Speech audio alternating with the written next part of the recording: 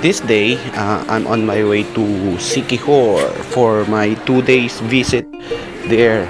So, andito tayo ngayon sa pier, hihintay ng oras para paalis ng barko. So, sasakyan natin dyan is yung Anika Star. So, habang naghihintay, akyat muna tayo second floor kasi gutom na. So, hanap muna tayo ng pagkain dyan. So, second floor, dyan natin makikita yung mga canteen kung saan tayo pwedeng pumili ng pwede nating snacks while waiting sa oras ng travel natin. So dyan, ang ganda na ng pier ng Dumaguete. Ang ganda na talaga ng pier dito. So yan, makikita dyan sa second floor. Ang daming upuan din, vacant for the passengers.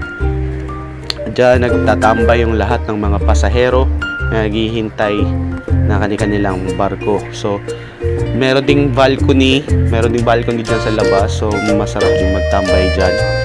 So naisip ko, pwede kaya akong mag-vlog ngayon dito. Ano kaya isipin kong concept? Kaso nga lang, gutom na talaga, kaya hanap muna tayo na makakain dyan. So naglalakad-lakad tayo dyan. And then dumating na yung barko. Yan, papunta na tayo sa sasakyan natin barko. That's the Anika Star. Ganda ng kulay, red and yellow. So yan, excited nang pumunta ng Siquijor. So that ferry is going to Siquijor. That's the day 1. So dyan, dami din pasahero sa loob. Makikita natin, nakapila. Ang ganda ng dagat. That's the pier of Dumaguete. Nandito na tayo sa loob. Hanap natin yung seat number. So hanap tayo ng pwesto. Kaso nga lang, sabi nila okay lang kahit saan tayo umupo. Kaya pili ako ng maupuan. Napili ko yung mas komportable and then malapit sa TV. Para ma-enjoy tayo while travel. Nakakapagod, sobrang init. Ayan, palapit tayo sa screen para hindi tayo maboring. So yan, silip muna tayo sa window para makita natin yung dagat while traveling to Siquijor. And then nantok na, sleep muna tayo, nap muna saglit kasi 45 minutes pa yung travel papuntang Siquijor Island. Tulog muna.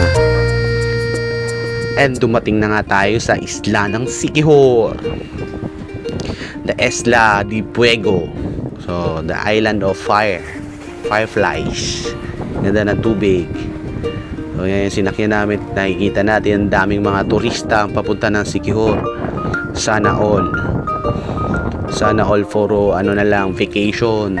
Kaso nga lang, punta ko dito is para mag-area ng Siquijor, yung mga area natin dyan. Open dealer tayo dyan. So work yung punta natin dyan, hindi bakasyon.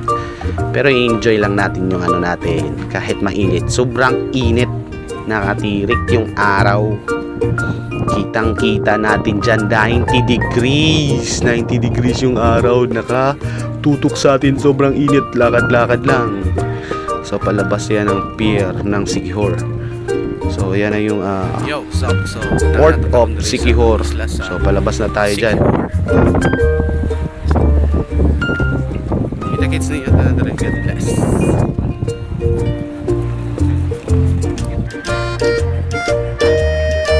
Ayun na nga, lakad tayo papuntang labasan ng Port of Siquijor. Medyo mahaba-haba yung lalakarin natin dyan papuntang labasan. So that's the island of Siquijor. So andito na tayo, lakad tayo. Wala tayong sasakyan, kaya lakad-lakad lang, hanap ng ating pupuntahan na dealer. So yun, work time. Andito na tayo sa Siquijor. So yan yung landmark na andito na tayo sa Siquijor. Yan yung church, tsaka yung bell tower, nakikita natin dyan. And then yun na, trabaho. First day, meeting with dealers hanggang hapon na, gabi na. So ang ganda ng ano, pumunta ako sa ano kasi malapit sa dagat. And then dyan papunta ako ng hanap ako ng accommodation, papunta akong San Juan. And then magdi-dinner. Diyan tayo magdi-dinner. Hanap tayo ng mas mura kasi konti lang yung budget natin. Hindi tayo turista. Diyan lang tayo sa gilid ng ano, beach. So at least feel natin yan. Yung kaibigan natin si Crazen. Hindi na lang andyan si pare para makapag-guide kung saan yung mas murang kainan sa Siquijor. Ayan nga, barbecue lang tayo, tsaka damihan natin ng kanin para busog kasi isang kainan lang yan. Bukas na naman, ganda ng views dyan. Tulog na kasi bagong araw na naman para sa pangalawang araw natin dito sa Siquijor.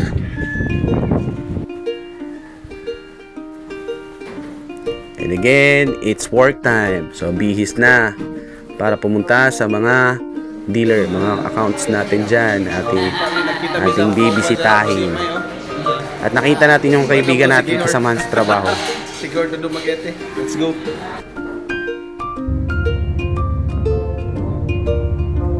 And go back to Dumaguete na. Kasi yung susunod na travel is 6 o'clock ng ano na. So that's 2 o'clock travel to Dumaguete. Dumating na nga ng Dumaguete. Daming mga pasahero. Siksikan. Yan si Sir, oh. Nakasimangot kasi mainit ang panahon. Diyan, nakabalandra. Sige, diretso. Galit na si Bossing.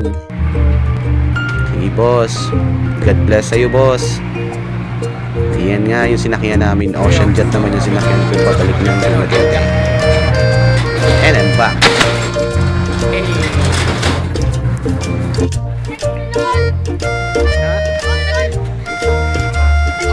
Yes, that's my 2-day stay at nakita ko yung mga kabataan naliligo ng dagat. Enjoy na enjoy sila kahit sobrang init, no? Yes. So naisip ko tuloy, kahit gano'n kahirap yung trabaho natin, at least ini-enjoy lang natin katulad ng mga batang to. Enjoy na enjoy sila sa ginagawa nila kahit sobrang init. Tuloy-tuloy lang. Basta enjoy ka sa ginagawa mo. Katulad ng trabaho natin. Kahit gaano kahirap, gaano ka-pressure, gaano ka-stressful, basta ini-enjoy lang natin. Kahit masaktan pa yan, nasugatan si Kido. Bibigay ako dyan ng coins eh. Sabi nila, hagis nyo yung coins dito, sir. Salangin namin. Yung.